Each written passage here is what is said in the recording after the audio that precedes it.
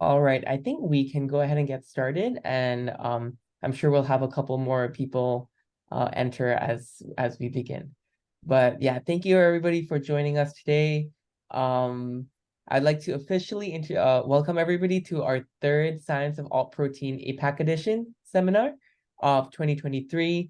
My name is Arun Naidu. I'm the SciTech Engagement Specialist at GFI APAC, and I'll be your host for today. So it is my great pleasure to welcome our guest speaker for today, Dr. Lei Po Tan. And she'll be talking to us on the topic of from tissue engineering to cultivated meat, the role of physical conditions in influencing cell fate. Associate Professor Tan from Nanyang Technological University, Singapore, has been engineering cell material interaction by manipulating material surface and bulk properties. Her research group works on developing engineering platforms to investigate cell material interactions that eventually provide insight into developing 3D scaffolds and cell culture platforms for soft tissue engineering.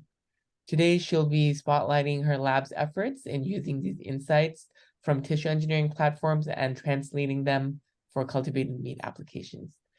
These platforms are versatile and could mitigate the dependence on expensive differentiation media. I'm very much looking forward to hearing Dr. Tan talk today. But before I hand over, I just want to quickly make one announcement on the logistics for this webinar. So the webinar will be an hour long, and we'll have roughly 40 to 45 minutes of time for Dr. Tan to speak about the material she has prepared for us today. And then we'll have the last 10 to 20 minutes for Q&A. I would really encourage everybody to use both the chat and Q&A buttons seen at the bottom of your screen on the Zoom window. We encourage you to use the chat functions to introduce yourselves to other participants, network, get to know each other. However, please make sure to direct your questions for Dr. Tan to the Q&A window so that we can address them easily. In the Q&A section, you have the option to upvote questions you would like to be answered so we can prioritize those that are most relevant to the audience. So please, as you come up with questions during the call, during the webinar today, please just add them during the Q&A, and then we'll address them at the end. Yeah, but yeah, I think that's all on my side. Thank you very much, everybody, and I'll hand it over to Dr. Tan. Thank you. Right. Thank you, Irene. Right. Thank you, everyone. And first of all, thanks to GFI APAC for inviting me to share our work, my lab's work. And thanks, everyone, for dropping by. Okay, so like Irene said, I'm from the School of Material Science and Engineering in NTU, Singapore. Yeah, so we are. I'm not sure about the audience today, but I hope you know where Singapore is and you know where NTU is. Yeah, so Singapore is actually buzzing now with a lot of alternative protein activities. So if you do not know Singapore, I think it's time that you should get to know Singapore if you are interested in the alternative protein space. Yeah, so okay, today I'm going to share with you on my work for the past more than 10 years on tissue engineering. Just like many cultivated meat researchers, right? Many of them, not all of them, but many of them actually started from tissue engineering because there's so much overlap, right, in terms of the knowledge as well as the techniques used in both space. So I'm going to share a little bit on tissue engineering, how I started, okay, in tissue engineering, and what I've learned from tissue engineering that I could then, okay, bring forward for cultivated space, and what I could not bring forward and I had to actually work around, right? So my lab work on stem cells, and we are from a material science and engineering school, right? So we are not the biologists, but we have to work a little bit on the cell. Okay, so I'm going to just share a little bit on the stem cells-based tissue engineering because we use stem cells. Now, all of you know, right, okay, we have adult stem cells and also we have the different types of stem cells. But for my lab, we start off with adult stem cells. Now we're working on tissue engineering, so we work on human cells at the start. So we work with adult stem cells, specifically mesenchymal stem cells. And these stem cells are multipotent cells, right? So they have the ability to become or be induced to differentiate into different types of phenotypes.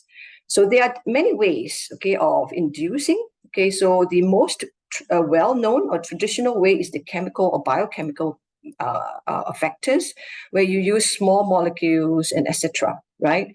So the others, right, are the mechanical factors and the biomaterials. So my lab work a lot in this space of mechanical factors and biomaterial. So these are the areas that we work in, but today I'm just going to share a little bit more on the biomaterials aspect of things. And we use the process of mechanotransduction, okay, for our work. So mechanotransduction is basically a process where cells, feel. Okay, I'm very sorry. I need to stop this for a while, okay, because I need to not automate my slides. Just give me a second. Sorry, Erin. Yeah, just sorry for that. No worries at all. Please go ahead.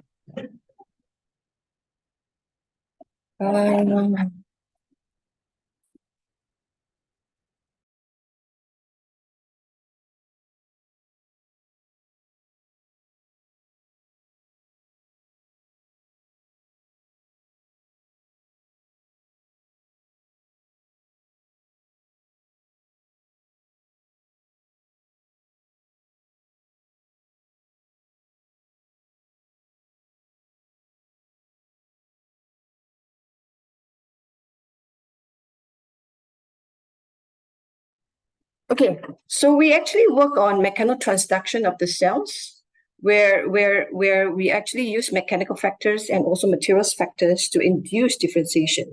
And in this manner, we actually are less reliant on the chemical factors or the biomechanical factors. So, okay, so when we talk about cells materials interaction, okay, the space where there is interaction is actually the interface, okay, between the cells and the materials. So there are many things that you can do with the materials, such as surface chemistry, surface topography, coding proteins, and very importantly, the mechanical properties of these materials, which we call the mechanical compliance. So there is a work, okay, about 2 decades ago, okay, that shows that the stem cells are very smart when they are actually cultivated on a substrate that's very stiff. It will go into osteogenic differentiation, and when it actually is cultured on something as soft as like tofu, for example, it will go towards the brain cells. So therefore, okay, then there was the start of the mechanotransduction work, where a lot of work, using physical methods or methods to actually induce differentiation in stem cells instead of relying on biochemical. So we also started our work on that. So we look at the interface and we look at what happens right at the vinculin and the FAK. So some of the work that has been done, okay, these are not exhaustive, of course, but you can show, okay, this work actually show the potency of mechanotransduction. And in this particular slide, it's only patterning. We are not even talking about stiffness, etc. So it's about patterning. So on A over here, you can see that, when the cells, okay, on the left side is where the cells are constrained. They are not allowed, okay, to spread, and on the right sides are where the cells are allowed to spread. In fact, okay, they have to spread, right? So, by just constraining, okay, the ability, or rather by just constraining the cells from spreading, okay, you can actually, it is shown that this work, that, okay, the cells then will be induced to differentiate accordingly. So on the left side is the adipocytes. So because we know our fat cells are actually in a globular shape, whereas in osteoblasts or the bones, they are actually very well spread. So this is a very very good work that shows that, by just constraining the cells, you can actually make them differentiate into fats, or induce them to differentiate into bones, as you can clearly see here, right? And there is also other behaviors, cellular behaviors, apart from stem cell differentiation, that can actually be modulated using mechanotransduction. And for example, in this case, right, it can actually direct the deposition of your ECM, the collagen type 1, right? Yeah. And on C here, it is basically on the island size that shows growth and apoptosis. And on D, right, okay, the spreading regulate the cellular proliferation and etc. Right. So patterning is actually for material science and engineering, right? Patterning is actually a very, very routine a method. So what we do is basically we just use transfer printing. We use lithography to create the masters, and then we do our transfer printing so we can have a substrate. Okay, whatever substrate that you need, very, very hard substrate or very soft substrate, right? And then you can pattern, and then you can passivate the cells that are not patterned so that the cells don't grow. However, in tissue engineering, like I mentioned earlier on, okay, the mechanical compliance, the stiffness of your substrate is extremely important. So therefore, our muscles, especially our soft tissues, right? They are soft. They are not like bones. So when we talk about soft substrate, we are talking about tens of kilopascal or even lower, right? So this kind of patterning method, okay, is not suitable because the patterns can get distorted, especially if the patterns are very small. So in that case, if we want to do a mechanical compliance that is near to muscles or even brain cells, we have to use substrates that are as soft as 2 kilopascal, 10 kilopascal, and etc. So we devised a new method to do the printing, which basically uses a sacrificial layer. I'm not going to go into that, but then this is to show that we can actually print, right? On very stiff substrate. So when we talk about very stiff substrate, we're talking about hundreds of kilopascal, right? And then your intermediate, which is your muscles, about tens, and then your brain, which is about less than 10 kilopascal. So we can clearly show here that the patterning can be very well transferred onto different substrate stiffness, as you can see here. And not only the top here are for the macro, right? So we are talking about this is 50 microns, so they are quite large. But if we move down to the below, they are actually quite small. We are talking about a few microns or to tens of microns. And so these are for focal adhesion patterning, okay, or the vinculin, whereas the top is for the shape. So what can we do? Okay, what can we do with this patterning in terms of our cells, right? So one example is you use this to actually do patterning of single cell, right, for single cell studies. So you can see very clearly here, okay, from very soft to a stiffer substrate, we can have a single cell, and these cells, depending on their shapes and also depending on the stiffness of the substrate, they interact with the substrates very differently, as shown by the vinculin staining, which is green in color. So, and also because of the different interactions of the vinculin, right? So their actin filament, which is in red, is developed, okay, or polymerized differently and accordingly. So this is actually, this single cell patterning is a very good, it could be a very good model system for us to investigate how stem cells can commit to a specific phenotype or lineage, right? By just regulating the focal adhesion and also the cellular traction force. For example, in this case, we maintain the projected area to be very similar, right? And we increase the aspect ratio of the patterns so that the cells can actually be stretched accordingly, right? So if we look at the 1-to-1, okay, at this edge here, we see that there's no aspect ratio. The aspect ratio is 1-to-1, okay? But the shape, okay, round versus a square could induce isotropic and anisotropic types of sensing, as you can see, right? So, and if you stretch them further, you can see that the vinculin development is very different. It's at the edges and etc. etc. So this is a very good model, right? So patterning is a very good model, but for single cell, for fundamental studies. But right, these are for us to give us insights, and we have to move on. Okay, so the next stage we did was we actually moved on to work on not single cell, but in terms of a cell a patch, for example. So the very first work that we did, okay, was actually very simple. What we want to do is we want to see, okay, we want to verify that the cell shape could induce differentiation, right? And the differentiation that we are interested in, okay, for our work is actually muscle cells, and specifically cardiac muscles, because we were doing tissue engineering for cardiac patch then. So we did this, and we know that cardiac cells or muscle cells in general, they are actually like brick and mortar kind of shapes, right? They are elongated and they are stretched. So then we started off with this pattern. Very simple transfer printing using fibronectin. The black colors are those that are passivated, so the cells cannot grow on them. So, and we throw some cells onto these patterns. Okay, on the left side is a pattern, on the right side is non-pattern, but they have fibronectin across. So we see that just as short as a few hours, in this case is 8 hours, we can see that the cells are actually adopting to that shape. And whereas on the right side, they are well spread.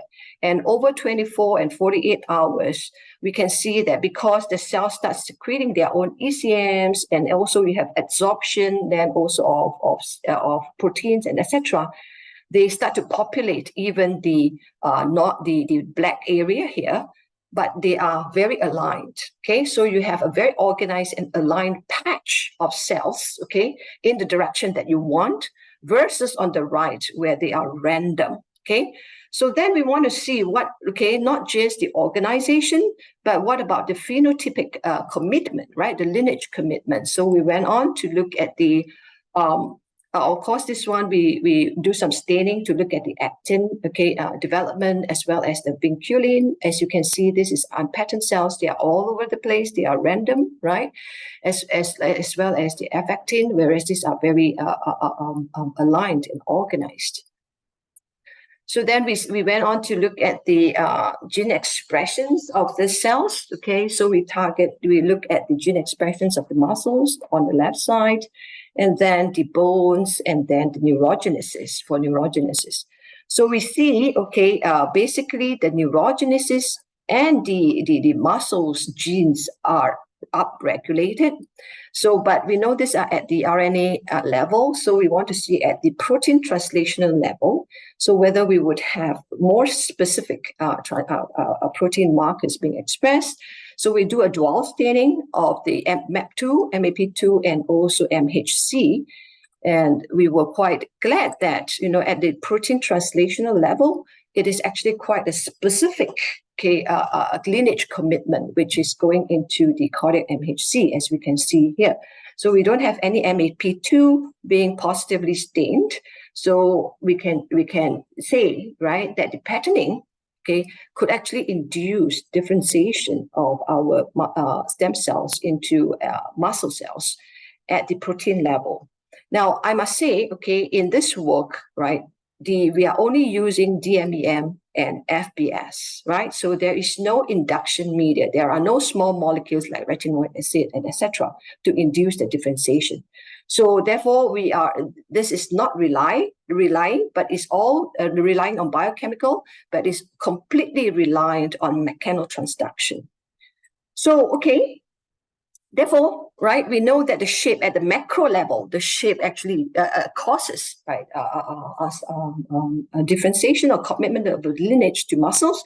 Then we want to go to the micron level to look at not just the shape. What if, okay, we don't do anything to the shape, but we just engineer the interaction, right? We just engineer the vinculin or the FAK, the focal adhesion here. So can we just engineer that, and we don't care about the shape and see what happens? And this is what we did. So we have, okay, we have seen, okay, we have a glimpse of evidence, right, in those cells in the macro level when they commit to muscles, their focal adhesions are long, elongated, okay? So they are arranged. So they are not very dispersed and very, very dotted-like, right? So therefore, we want to reverse engineer that. Then we see if we can pattern, right, and force, right, these cells to interact with materials by expressing such FA, and also densely but distributed FA.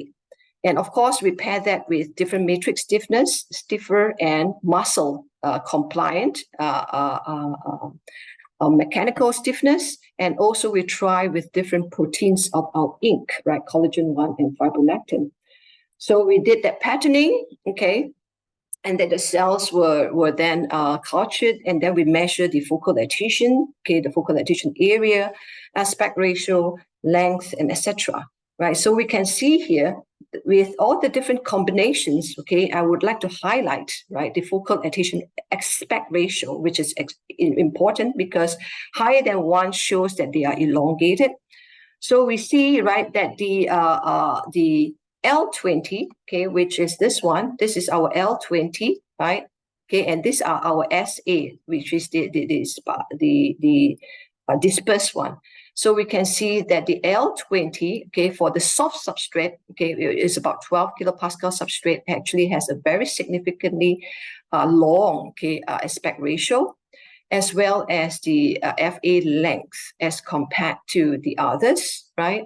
We also see that fibronectin, okay, could also induce, okay, such long aspect ratio, even though it is on a stiff substrate.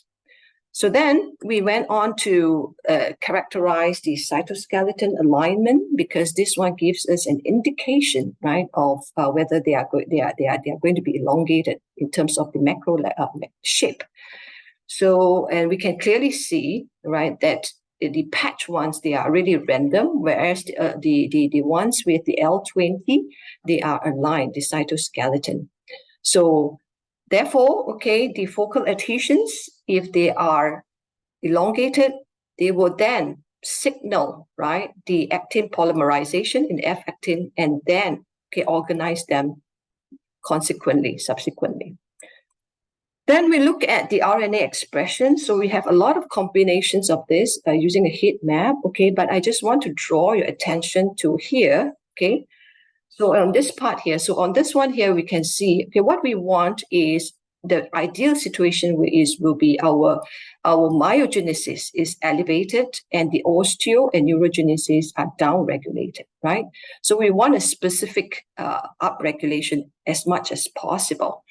So over here, we see that there is a lot of different types, okay, and it's all over the place. But one we see here, the L20, if we combine the collagen 1 together with an elongated focal adhesion and a soft substrate, we can see a relatively singular, okay, upregulation of the myogenesis genes, which is great.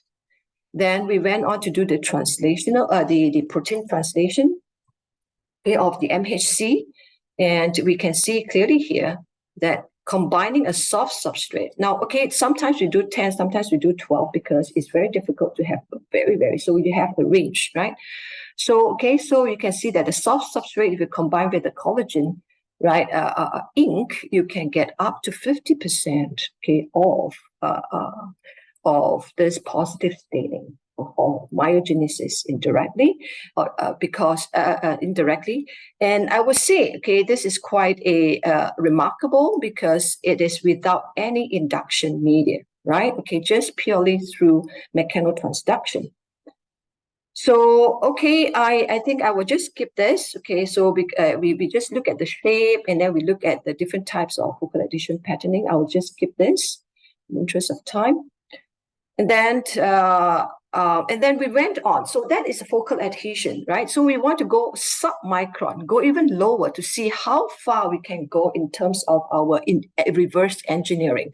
So we went even lower to look at not just the FAK, but we look at the integrin, right? So clusters. So can we actually engineer the interactions so that the cells only express, okay, this integrin for interaction, right, with our material surface. So we go down another submicron level.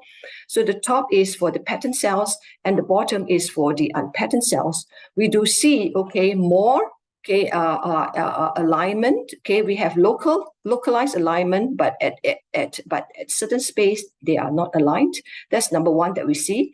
Number two, also for the pattern cells, we can see that they are longer, okay, compared to the unpatterned cells. And if we go down further in, what we could see is actually not only the shape that is different, but the distribution within the cluster is actually very different. So the top is for the pattern cells. For the bottom is the unpatterned cells, right? So if we just take a look at the integrin cluster and we cut across the integrin cluster, and if we cut across the integrin cluster here, okay, and look at the distribution of the integrin intensity. So on the left side is for the unpatterned cells, okay, on the left side is for unpatterned cells. If you take a look at that, okay, you blow it up, cut across this, you can see that the integrins are actually only at the edges. So you have at the periphery, right? So you have basically an empty, right, integrin there, a clusters there. Whereas, okay, for the pattern cells, okay, they are highly dense, and if we cut across, you can see quite a uniform distribution, right, across. So this is what we see, and okay, we can actually reverse engineer. If you're interested, you can look at the biofabrication work that we just published not too long ago, and we also characterize the fusion, right, of the cells, okay, and the yield and etc. So that was our work, okay, on 2D, showing what we can learn from mechanotransduction. Firstly, from the macro level of the shape, then to the FAK micron, and then to the submicron level, which is the integrin, right? So, okay, so then what about 3D scaffolds, right? Okay, in 3D scaffolds, okay, even though we show that you can do the vinculin and etc., right, it becomes very tedious. It becomes a very tedious. But we know, okay, we can do it at the shape level. So in our 3D scaffolds, we try to regulate the shape, okay, of the cells. So this was one of our first works, okay, translating it into a 3D. So we use electrospun scaffolds, and this electrospun scaffold, we use femtosecond laser to actually cut this electrospun. And we have different combinations of the fiber diameters as well as the porosity. So, and then we actually grow some cells on them. This is polycaprolacton. And then we have different groove sizes as well, okay, and also different fiber diameters. And we actually throw some cells on them, our stem cells, and we look at how they actually orientate themselves. And it's not surprising. So those with the grooves, you get the cells aligned accordingly versus the others, right? And then over time, we can see, okay, localized orientation, but in the whole patch, they are actually random. And then we look at the protein expression, okay, of MHC. Okay, we see more positive staining when we are aligning the cells.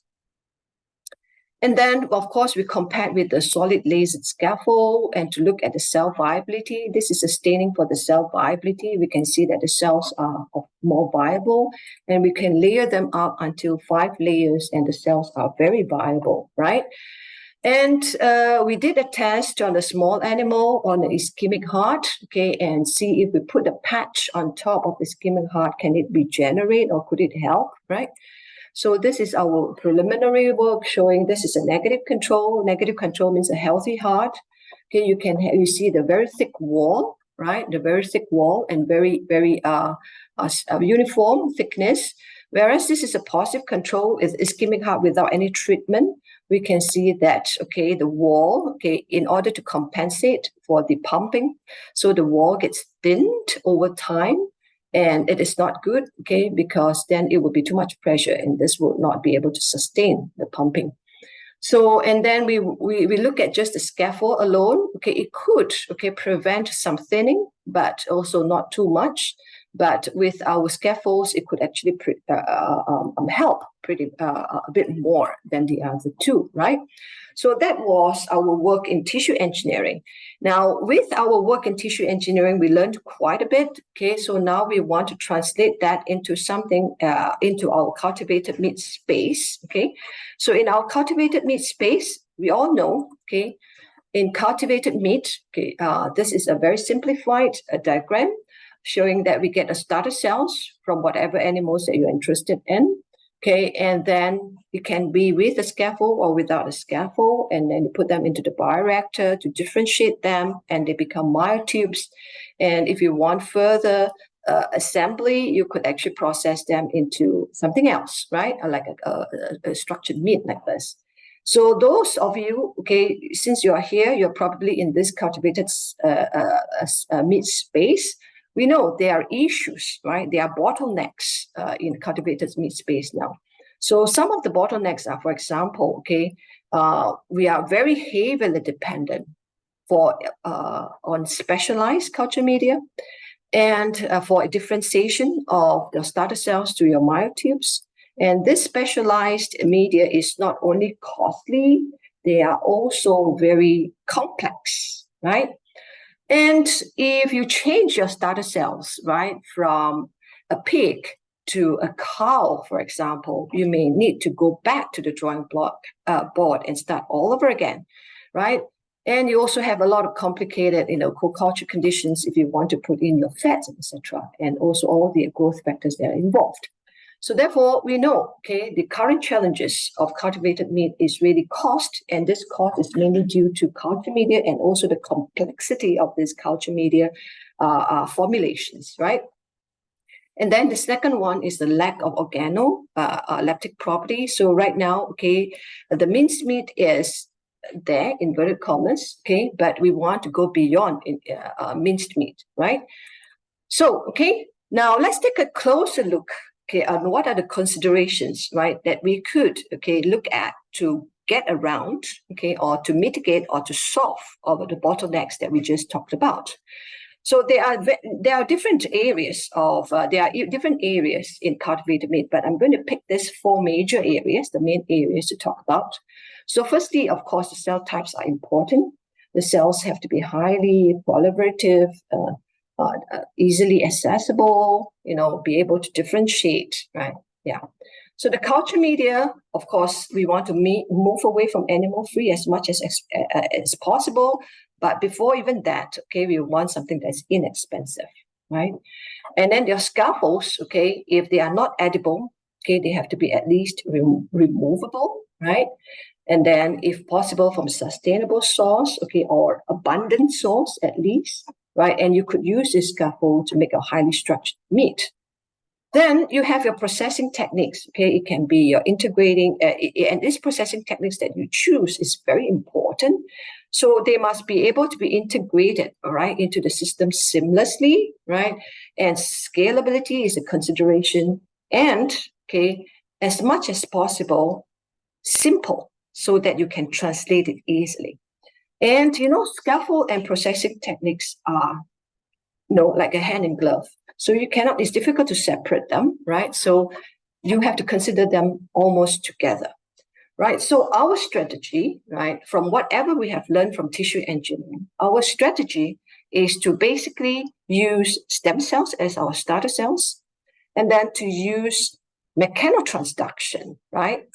So we want to use MSCs or mesenchymal stem cells, and we use mechanotransduction because we believe from whatever that we have learned, right? Okay, this would reduce our reliance, okay, on very, very specific and very, very complicated soluble factors to induce differentiation. Okay, so and if we can do that, it can reduce this need. Then we can elevate. Okay, we can at least reduce the cost for culture media, right? And then hopefully, okay, when the serum-free media is available, right, we can at least have the inexpensive part of things, right? So that was our strategy from day one, okay? Whatever we have learned from tissue engineering, and then we want to go into cultivated meat, this was our strategy.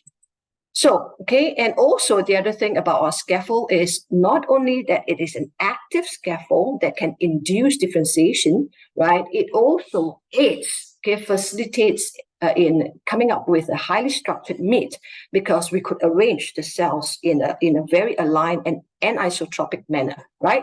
So that was our strategy. We want to utilize our scaffold architecture to give us a textured meat as basically to align ourselves so that we can have a textured meat as well as to induce differentiation.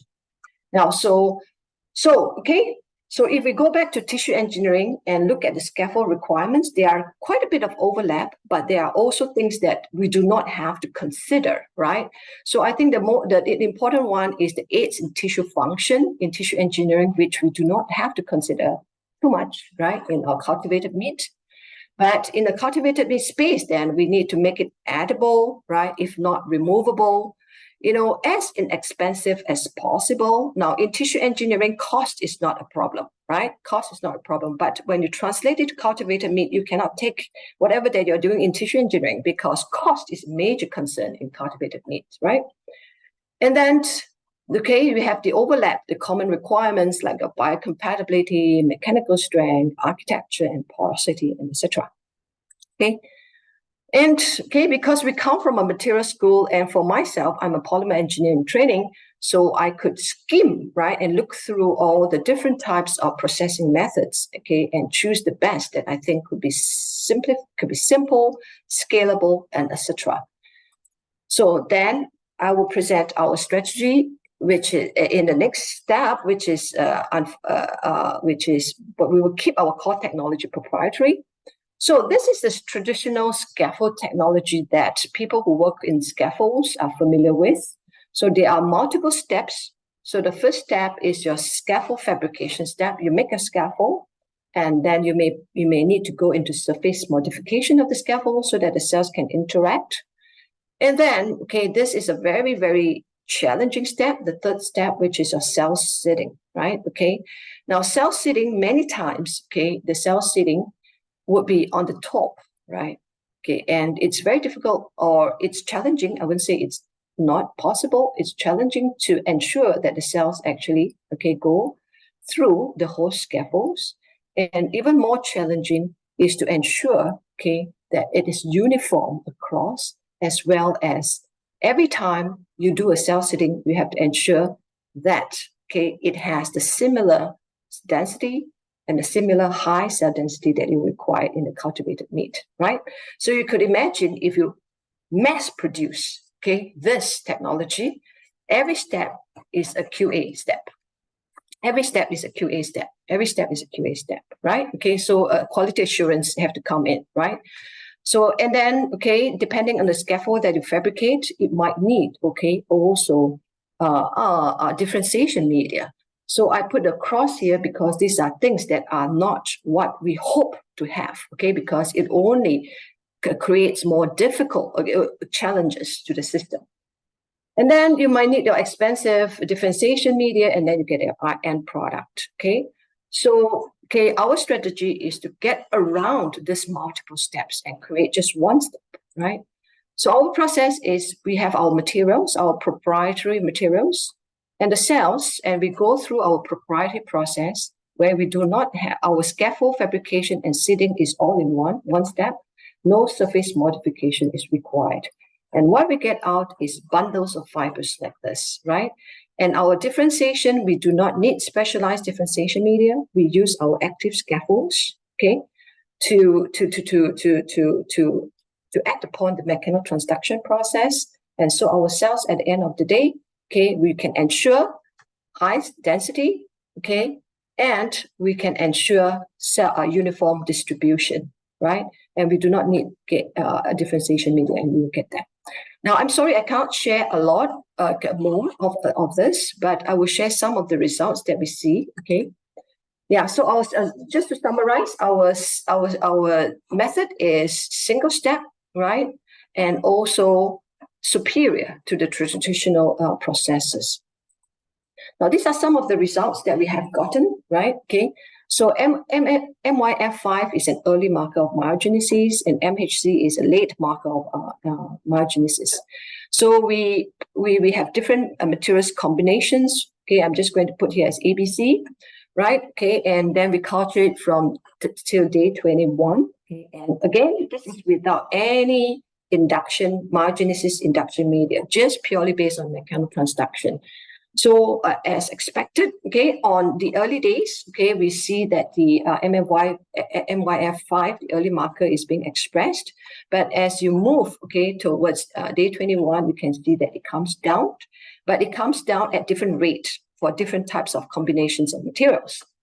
And on the right side, similarly, the MHC increases with time, and by the time of day 21, our material B, and material C, and could actually induce quite a significant myogenesis in our system. So this is just the staining part of things. We can see the A, B, C, right? Okay, MYF, the early marker, is being expressed more, okay, in certain specific materials. After day 21, we can see that our materials B and C, okay, would induce higher differentiation of the late marker, right?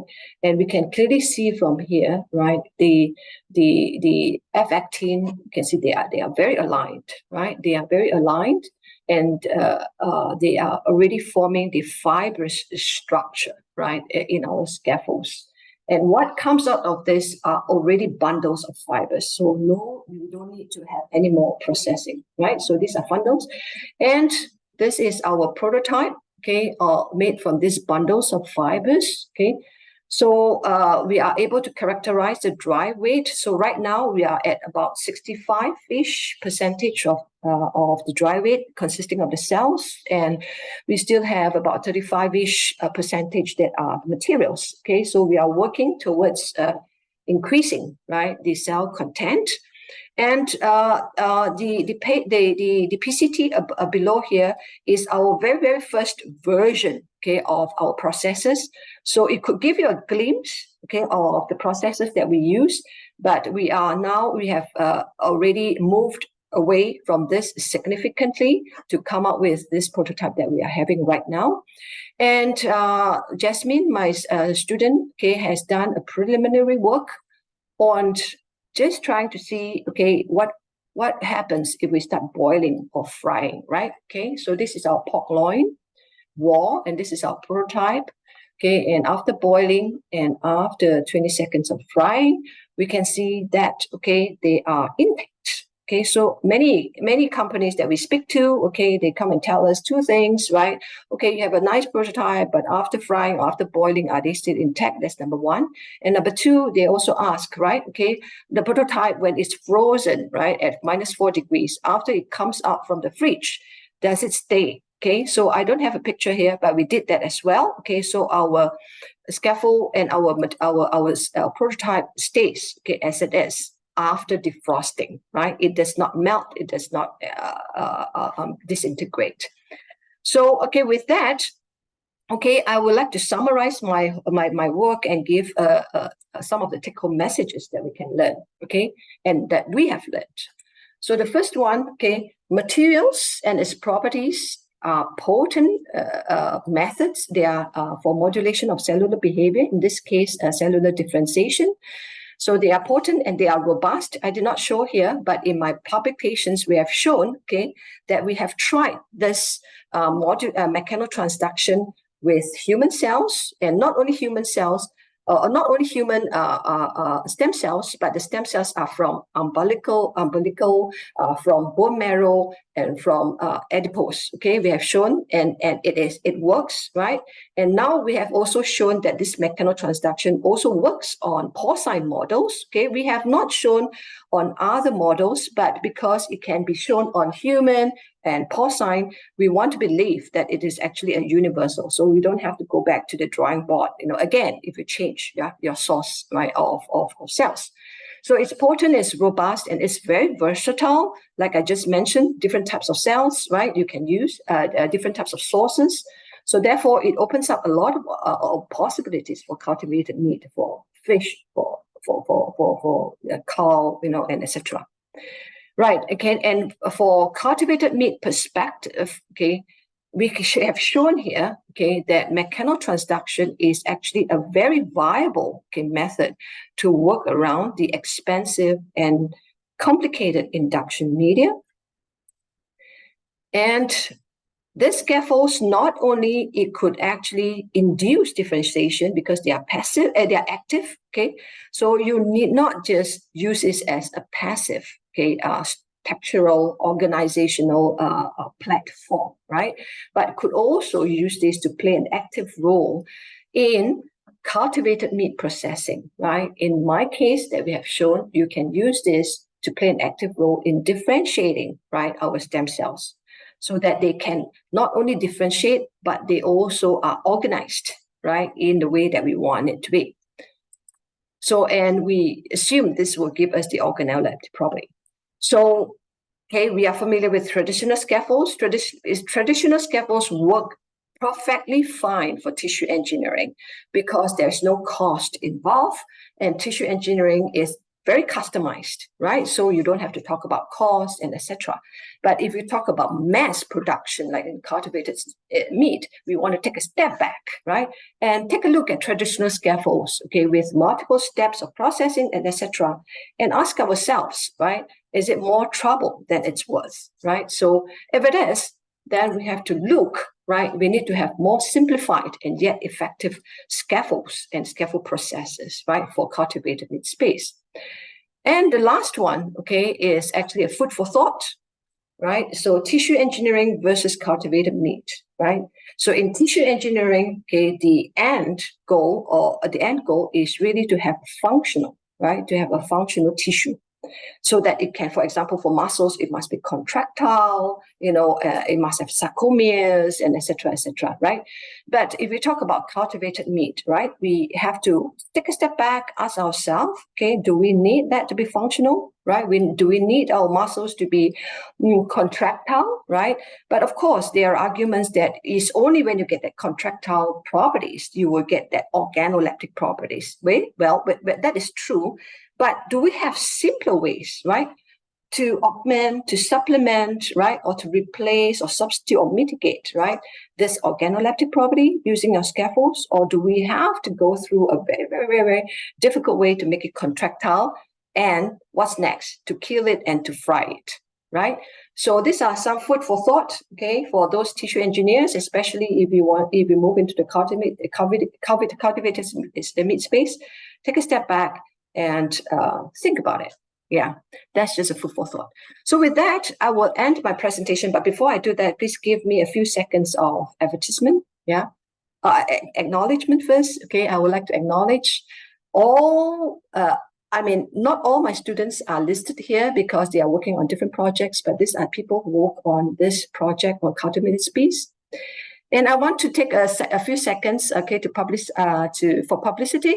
So we have a special issue in Biomaterials Advances for Biomaterials for Sustainable Food Systems, and cultivated meat is actually some of the papers that we are looking at, right? So Biomaterials Advances, if you are not familiar, is actually formerly known as Materials Science and Engineering. It has quite a good impact factor, more than 8, and we're expecting it to maintain. So the special issue will close by the end of next month, right? So please, if you're interested, please, okay, do submit your work. Right, with that, I thank you for your attention. And Irene, I'm glad to take questions. Yeah. Yeah, Dr. Tan, thank you so much. That was a really great talk and a really exciting research. I myself have a lot of questions as well, but looks like we have a bunch coming in, so we'll just get straight into it then. The first question, which I believe you addressed at the end a little bit, is will the proposed alternative method to the traditional cell cultivation method be applicable to cell cultivated mussels from other animal species or even plants? Yeah.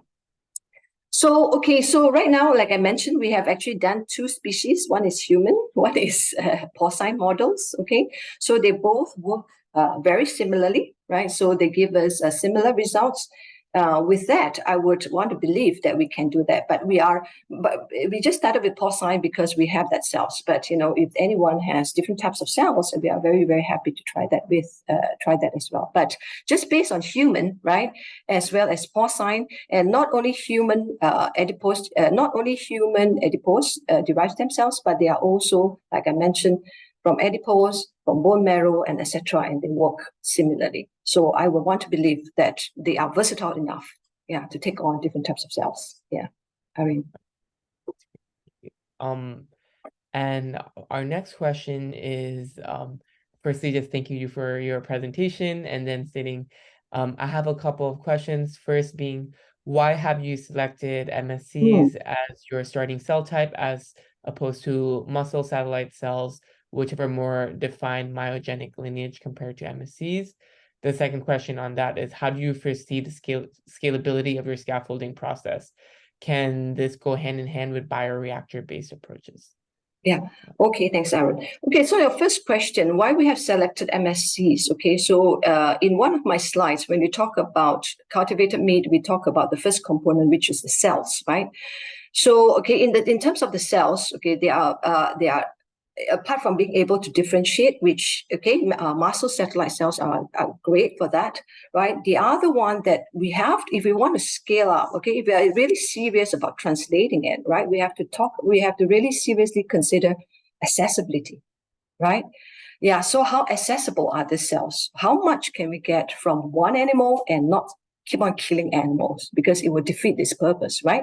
So that is our consideration. That's why we picked, okay, mesenchymal stem cells, and we particularly pick adipose-derived, okay, stem cells, because they are not only in abundance, and we foresee, okay, we want to actually be able to harvest the cells without killing the animal. Okay, so that is to your first question. And the second one is on scalability.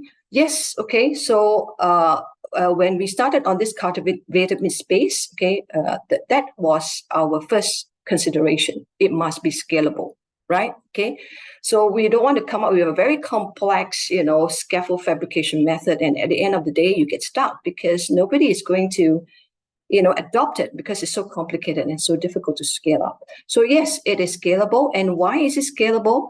Because we are using, okay, I am a polymer engineering training. So the methods that I'm used are polymer engineering methods, basically. And polymers have been around, for forever, right? And the way they are processed has been around forever. So we pick that method, okay, and therefore we believe greatly that it can be scalable. Yeah.